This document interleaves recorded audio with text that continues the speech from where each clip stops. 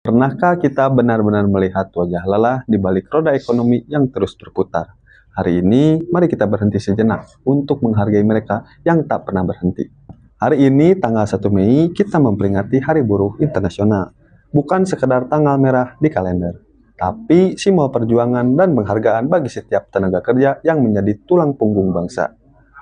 Sejak tahun 1889, Hari Buruh menjadi momen dunia untuk menyuarakan keadilan.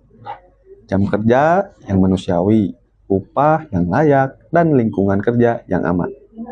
Tapi lebih dari itu, Hari Buruh adalah pengingat bahwa di balik setiap produk, layanan, dan pembangunan, ada manusia yang punya mimpi, ada keluarga yang menunggu di rumah.